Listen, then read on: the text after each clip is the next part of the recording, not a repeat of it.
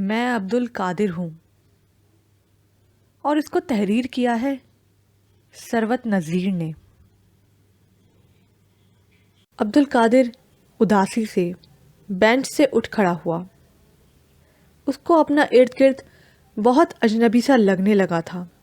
یہ ملک، یہ شہر، یہاں کے لوگ، یہاں کی عورتیں، ہر ایک چیز سے اس کا دل اچاٹ سا ہو گیا۔ اداسی کی شدید لہر اس کے رگوں پے میں سرایت کر گئی تھی۔ میں کیوں اپنوں سے ملے بغیر، بتائے بغیر یہاں آیا ہوں؟ کیا میں انہیں سزا دینا چاہتا تھا؟ کیا میں ممی سے خفا ہوں؟ میں اپنے آپ سے جھوٹ بولتا رہا، دھوکہ دیتا رہا۔ میں یہاں پڑھنے آیا ہوں، دین کا علم، ایک مکمل باشعور، با علم، با عمل اسکالر، لیکن میں نے اسلام کی اصل روح کو سمجھا ہی نہیں۔ میں تو گناہ کبیرہ کا مرتکب ہوا۔ توحید کے بعد سب سے بڑا گناہ ماں باپ کی نافرمانی ہے۔ ان کو دکھ دینا ہے اور میں نے ان کو دکھ دیا۔ دانستہ یا نادانستہ میں نے ان کو سزا دینی چاہی۔ ان کو اپنی جدائی، گمشدگی کا عذاب دیا۔ میں کیوں ان کو بتائے بغیر آیا؟ ہاسٹل کے کمرے کے بیڈ پر لیٹا وہ کتنی دیر اپنا احتساب کرتا رہا۔ وہ 2 سال سے یہاں مقیم تھا۔ جامع الازہر سے منسلک اس ہاسٹل میں ہر روز اس نے ممی اور بابا کو یاد کیا تھا، مگر آج سے پہلے اس یاد میں اتنی شدت، اتنی کسک نہیں تھی۔ کتنی دیر کروٹیں بدلنے کے بعد وہ اٹھ کھڑا ہوا۔ اس کی نظروں کے سامنے دنیا کے عجائبات میں سے ایک عجوبہ ایستادہ تھا۔ دور تک پھیلے ہوئے ریتیلے میدان میں سنگلاخ پتھروں سے بنے ہوئے اہرام مصر، نہ جانے یہ پتھر کہاں سے لائے گئے تھے۔ ایک حیرت انگیز بات تھی جسے ابھی تک ماہرین سمجھ نہیں پائے تھے۔ اس ریگستانی علاقے میں اتنے بڑے دیو ہیکل پتھر کیسے لائے گئے؟ اہرام مصر قاہرہ سے مغرب کی جانب غزہ کے مقام پر تھے۔ یہاں پر غیر ملکی سیاحوں کا رش رہتا تھا۔ پچھلے 2 سالوں میں نہ جانے کیوں اس کا ایک بار بھی یہاں آنے کو جی نہیں چاہا۔ ہزاروں سالوں سے بنے ہوئے اس انسانی شاہکار نے کبھی اس کو اتنا انسپائر نہیں کیا کہ وہ یہاں آئے، لیکن آج نہ جانے کیوں وہ اپنی چھٹی گزارنے کے لیے یہاں چلا آیا۔ کتنی دیر وہ کھڑا ان تکونی عمارات کی عظمت کو محسوس کرتا رہا۔ یہ عظمت دراصل اس انسان کی عظمت تھی جس نے انہیں تخلیق کیا تھا، اور یہ عظمت دراصل اس خالق کائنات کی عظمت تھی جس نے انسانی عقل کو تخلیق کیا۔ وہ یوں ہی چپ چاپ، ساکت و جامد کھڑا تھا۔ کوئی اچانک ایک دم اس کی نظروں کے سامنے آ کھڑا ہوا۔ یہ کیوں؟ ریتیلے میدان، تیز چھپتی ہوئی دھوپ میں ایک شناسا چہرہ جیسے وہ کسی نخلستان میں آ نکلا ہو۔ سرمد؟ وہ دونوں ایک دوسرے کے گلے لگ گئے۔ سرمد کے گلے لگنے کے بعد وہ جان گیا تھا کہ اسے یہاں کیوں لایا گیا تھا۔ سرمد کے ساتھ اس کی خوبصورت انگریز بیوی، 3 سالہ بچہ بھی تھے، ایک مکمل فیملی۔ وہ 2 دن پہلے ہی انگلینڈ سے چھٹیاں گزارنے یہاں آئے تھے۔ سرمد سے زیادہ اس کی انگریز نو مسلم بیوی کو مصر آنے کا شوق تھا۔ کچھ ہی دیر کے بعد وہ سرمد کے بے حد اصرار پر قاہرہ کے ایک 5 اسٹار ہوٹل میں ڈنر کے لیے موجود تھے۔ ڈنر کے بعد سرمد کی بیوی اور بچہ تو اپنے کمرے میں چلے گئے، اور اب وہ دونوں بہت سی باتیں گزرے ہوئے ماضی کے ساتھ آمنے سامنے بیٹھے تھے۔ یار، میں تو حیران رہ گیا تمہیں یہاں دیکھ کر۔ میں تو سوچ بھی نہیں سکتا تھا کہ کبھی تم سے ملاقات ہوگی، اور وہ بھی یہاں۔ سرمد نے قہوے کی چسکی لی۔ دیکھ لو دنیا کتنی مختصر ہے، عبد القادر مسکرا کر بولا۔ ویسے ایکیو، تمہارے بارے میں لندن میں بھی مجھے کچھ خبریں ملتی رہی تھیں کہ تم کافی بدل گئے ہو، مگر اس حد تک یہ میں نے سوچا بھی نہیں تھا۔ میں نے تو کبھی خود بھی نہیں سوچا تھا کہ میں اتنا بدل جاؤں گا۔ مجھے چھوڑو، تم اپنے بارے میں بتاؤ، کیا کرتے رہے؟ پرانے دوستوں سے ملاقات ہوتی ہے یا نہیں؟ اور خاص طور پر فیض، اس کا کیا حال ہے؟ میں تو تمہارے سامنے ہوں، نیو کاسل میں ہی ایک ٹیلی کمیونیکیشن کی کمپنی میں کام کرتا ہوں۔ وہیں پر میری ملاقات جینی سے ہوئی تھی۔ 4 سال پہلے ہم نے شادی کر لی۔ ماں باپ نے کافی شور مچایا، وہی پاکستانی چالیں، بلیک میلنگ۔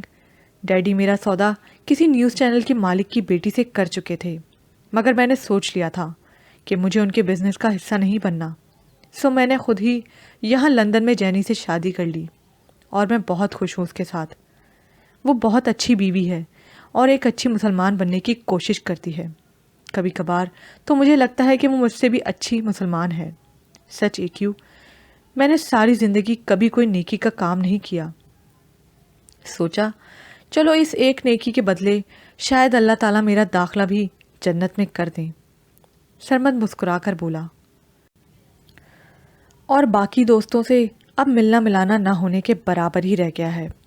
صرف فیض ہے جس سے میں کبھی کبھار ملتا ہوں، وہ بھی جب لندن جاؤں تو۔ تمہیں بہت یاد کرتا ہے۔ تم نے تو یار اپنے سارے کانٹیکٹ ہی ختم کر دیے تھے۔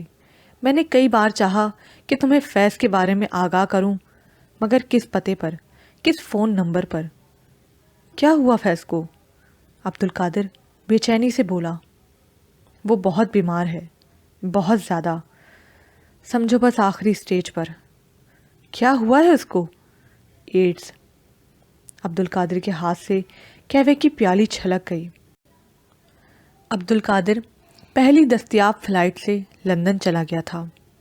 وہ خاموشی سے بیڈ پر نیم مردہ حالت میں پڑے فیض کو دیکھ رہا تھا۔ اس کی اندر دھسی ہوئی آنکھیں، جبڑے کی ابھری ہوئی ہڈیاں، پچکے ہوئے گال، بے حد زرد چہرہ۔ صرف سانس کا آنا جانا تھا جو ظاہر کر رہا تھا کہ اسپتال کے بیڈ پر پڑا انسان زندہ ہے، ورنہ اس میں اور ایک نعش میں کیا فرق تھا؟ عبد القادر کی آنکھوں میں آنسو بھرنے لگے۔ یہی وہ فیض تھا، زندگی قہق و مزہ سے بھرپور۔ عبد القادر بیڈ کے قریب پڑی ہوئی کرسی پر بیٹھ گیا۔ اس نے فیض کے ڈھانچہ نما ہاتھ کو اپنے ہاتھ میں تھام لیا۔ فیض نے دھیرے سے آنکھیں کھولیں۔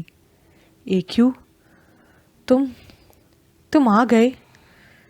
مجھے معلوم تھا تم آؤ گے۔ فیض بمشکل بولا۔ یہ کیا حال بنا رکھا ہے تم نے؟ عبد القادر رندی ہوئی آواز سے بولا۔ مجھ جیسے گنہگار کا یہی حال ہوتا ہے۔ میں نے تمہارا کتنا انتظار کیا، ایکیو، تم آئے ہی نہیں۔ میں ہر روز دروازے کی جانب دیکھتا تھا، اس امید پر کہ تم آؤ گے۔ تم نے اتنی دیر کر دی، دیکھو میرے جانے کا وقت آ گیا۔ فیض رک رک کر بولا۔ چپ، کیسی نا امیدی کی باتیں کرتے ہو؟ اب میں آ گیا ہوں، اب تمہیں کہیں نہیں جانے دوں گا۔ عبد القادر نے مضبوطی سے اس کا ہاتھ تھام لیا۔ فیض نے آنکھیں بند کر لیں۔ اس کے چہرے پر پھیلا کرب کچھ دیر کے لیے سکون میں بدل گیا تھا۔ دونوں خاموشی سے ایک دوسرے کے وجود کو محسوس کرتے رہے۔ فیض عبد القادر کے وجود میں پھیلے سکون اور طمانینت کو، اور عبد القادر فیض کے دکھ، کرب، نارسائی کو۔ دونوں خاموش تھے۔ ایکیو، یار تم ابا جی سے ملے تھے؟ فیض کے لفظوں میں برسوں کی تڑپ اور اداسی قطرہ قطرہ ٹپک رہی تھی۔ ہاں ملا تھا، تمہارے تحفے بھی ان کو دے دیے تھے۔ بالکل ٹھیک ہیں، وہ تمہیں بہت یاد کرتے ہیں۔ سارا وقت تمہاری ہی باتیں ہوتی رہیں۔ تمہارے بھائیوں سے، تمہاری بھابھیوں سے سب سے ملاقات ہوئی۔ یار تمہارے گھر میں تو خوب رونق ہے، خوب ہلہ گلا، بچے لوگ بڑے مزے میں ہیں وہ، بس تمہاری کمی ہے وہاں۔ سبھی تمہیں۔ عبد القادر اپنی دانست میں فیض کو خوش کرتا چلا گیا۔ تمہیں جھوٹ بولنا نہیں آتا، میری دوستی نے تمہیں جھوٹ بولنا بھی نہیں سکھایا۔ فیض اس کی بات کاٹ کر ہنسنے لگا۔ ہنستے ہنستے اس کو کھانسی آنے لگی۔ کچھ دیر کے بعد وہ خاموش ہو گیا۔ میں جانتا ہوں ایکیو، ابا جی بہت اکیلے ہیں، تنہا ہیں، تم مجھے ان کے پاس لے جاؤ گے؟ کیوں نہیں فیض، ہم دونوں چلیں گے، عبدالقادر نے محبت سے کہا۔ ایکیو، میں زیادہ بول نہیں سکتا، بولنے سے مجھے تکلیف ہوتی ہے، آج میں صرف سننا چاہتا ہوں۔ میں تمہارے متعلق جاننا چاہتا ہوں، تم کون ہو، ایکیو یا عبدالقادر؟ میں عبدالقادر ہوں فیض۔ عبدالقادر دھیرے دھیرے اس کا ہاتھ تھامے بولنے لگا۔ تمہیں وہ رات یاد ہے فیض؟ میری گھر پارٹی تھی، میں نے اپنے صحت یاب ہونے کی خوشی میں تم سب دوستوں کو انوائٹ کیا تھا، وہاں پر تم نے نیل کو دیکھا تھا۔ بس فیض، اس رات میں نے بھی اپنے آپ سے سوال کیا تھا کہ میں کون ہوں۔ جب نیل نے مجھ سے کہا کہ مجھے اللہ اور اس کے آخری رسول صلی اللہ علیہ وآلہ وسلم کے واسطے جانے دو، میرے جذبات میں اس قدر ہیجان برپا تھا، مگر نیل کے اس فکر نے میرے وجود پر ایسا چابک رسید کیا کہ میں سر سے پاؤں تک لرز کر رہ گیا۔ وہ میرے اپارٹمنٹ سے چلی گئی اور میرے پورے وجود میں اندھیرا چھا گیا۔ عبدالقادر فیض کا ہاتھ پکڑے آہستہ آہستہ بولتا چلا گیا۔ کتنے لوگوں نے اس سے یہ سوال کیا تھا، مگر اس نے کبھی بھی اس سوال کا جواب نہیں دیا، مگر آج وہ بتا رہا تھا اس لمحے کے بارے میں جس نے اس کو پورے کا پورا بدل ڈالا تھا۔ ہسپتال کے باہر بڑی طوفانی ہوائیں چل رہی تھیں، شدید برف باری ہو رہی تھی۔ عبدالقادر کچھ دیر کھڑکی سے باہر دیکھتا رہا، پھر اس نے فیض کی جانب دیکھا۔ وہ چلی گئی تھی فیض، نہ جانے کیوں اس کے جاتے ہی مجھے بے پناہ اندھیرے کا احساس ہونے لگا۔ میں نے دیوانہ وار اٹھ کر پورے اپارٹمنٹ کی لائٹیں آن کر دیں، مگر اندھیرا بڑھتا جا رہا تھا، میری آنکھوں کو روشنی محسوس ہی نہیں ہو رہی تھی۔ میں چیخنے لگا، چلانے لگا، مجھے لگا میں اندھا ہو گیا ہوں۔ میں نے ہذیانی انداز میں پورے اپارٹمنٹ میں توڑ پھوڑ شروع کر دی اور پھر بے دم ہو کر صوفے پر گر گیا۔ میں نہ جانے کتنی دیر بے ہوش پڑا رہا۔ نیل کا مطلب ہوتا ہے روشنی۔ جب مجھے ہوش آیا تو پہلی آواز میرے دماغ میں یہ گونجی، وہ روشنی تھی فیض، وہ میرے گھر سے چلی گئی تھی۔ میں نے صوفے پر پڑا ہوا اس کا کوٹ ہاتھوں میں تھاما اور دیوانہ وار اسے لندن کی سڑکوں پر ڈھونڈنے لگا، مگر وہ مجھے کہیں نہیں ملی۔ میں نے تم سب سے قطع تعلق کر لیا۔ تم تو جانتے ہو فیض، میں اس زمانے میں کسی سے نہیں ملتا تھا، فون بھی اٹینڈ نہیں کرتا تھا، سارا دن گھر میں نشے میں دھت رہتا، اور جب کبھی ہوش آتا تو اس روشنی کی تلاش میں نکل جاتا جسے میں نے اپنی ضلالت کے باعث خود سے دور کر دیا تھا۔ اس کا کوٹ ہاتھوں میں تھامے، لندن کی سردی کی پرواہ کیے بغیر میں نے اسے کہاں کہاں نہیں تلاش کیا۔ جب کبھی سردی زیادہ ستاتی تو میں وہی کوٹ اپنے کندھوں پر ڈال لیتا۔ ناکام نامراد اپنے اپارٹمنٹ میں آتا تو وہی اندھیرے میرے منتظر ہوتے، سونے کے لیے لیٹتا تو اس کا کرب، دکھ اور دل گرفتہ چہرہ میری نظروں کے سامنے آ جاتا، اور پھر اس کا کہنا، مجھے اللہ اور اس کے رسول صلی اللہ علیہ وآلہ وسلم کی خاطر جانے دو، کوڑے کی طرح میرے وجود پر برستا اور میں پسینے میں شرابور ہو جاتا۔ اور پھر شاید اللہ کو میری حالت پر ترس آ گیا کہ ایک روز وہ مجھے مل گئی، مگر کہاں؟ کیسی عجیب بات ہے فیض، وہ بھی مجھے اسپتال کے بیڈ پر بیمار پڑی ملی۔ وہ بے حد بیمار تھی مگر بے حد پرسکون۔ کیسی عجیب بات ہے نا فیض۔ اس نے مجھے دیکھا اور اطمینان سے آنکھیں بند کر لی۔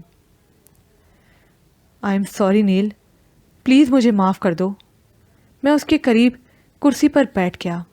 میں نے بغور اس کو دیکھا۔ وہ انتہائی بد شکل ہونے کے باوجود بد شکل نہیں لگ رہی تھی۔ اس کے چہرے پر عجیب سی روشنی تھی، گلو تھا، اس کے وجود کی روشنی سے مجھے اپنے اندر کے اندھیرے چھٹتے ہوئے محسوس ہونے لگے۔ میں نے تمہیں معاف کیا عبد القادر، وہ کچھ دیر کے بعد اٹک اٹک کر بولی، اور میں حیران رہ گیا۔ یہاں لندن میں پہلی بار کسی نے مجھے عبد القادر کے نام سے پکارا تھا۔ تمہیں کیسے پتہ چلا کہ میرا نام عبد القادر ہے؟ میں نے حیرانی سے پوچھا۔ جس رات تم مجھے زخمی حالت میں ملے تھے، تمہارے کاغذات تمہارے قریب گرے ہوئے تھے، ان میں تمہارا شناختی کارڈ بھی تھا۔ اس کا نام بھی عبد القادر تھا، جس نے مجھے نیل کونچی کٹھی نیل کو سڑک کے کنارے سے اٹھایا تھا، جس نے مجھ زخموں سے چور چور نیل کو اپنے گھر میں پناہ دی، جس نے مجھے ایک انسان سمجھا۔ اس نے مجھے عورت ہونے کا احساس دلایا۔ تب مجھے پہلی بار پتہ چلا کہ عورت کتنی قابل احترام ہوتی ہے۔ وہ کوئی چیز نہیں ہوتی، وہ کوئی پروڈکٹ نہیں ہوتی جس کو مرد استعمال کرے اور پھر باہر پھینک دے۔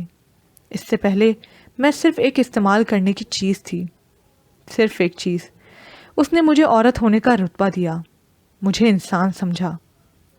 میں 15 روز اس کے اپارٹمنٹ میں رہی۔ وہاں مجھے پتہ چلا کہ وہ ایک مسلمان ہے، اور تب مجھے مسلمانوں کے بارے میں کچھ معلومات ملی۔ وہ شراب نہیں پیتا تھا، وہ روز دن میں 5 بار اپنے خدا کو یاد کرتا تھا۔ اس نے ان 15 دنوں میں مجھے ہاتھ تو کیا، مجھے نظریں اٹھا کر دیکھا تک نہیں، مگر میں اس کو سمجھ ہی نہیں سکی۔ مجھ سے بڑی غلطی ہو گئی، بڑی بھول۔ میں صحت یاب ہو چکی تھی، میرے زخم بھر گئے تھے۔ اس رات اس کا اپارٹمنٹ چھوڑنے سے پہلے میں نے اسے خوش کرنا چاہا، وہ کام جو ہمیشہ معاوضہ لے کر کرتی تھی۔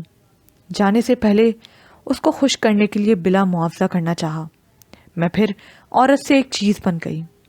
میں نے بے تکلفی سے اس کا ہاتھ پکڑ لیا اور اسے خود سے قریب کر لیا، اور پھر ایک زناٹے دار تھپڑ تھا جو میرے چہرے پر ضبط ہو گیا۔ نکل جاؤ میرے گھر سے، وہ غصے سے دھاڑا۔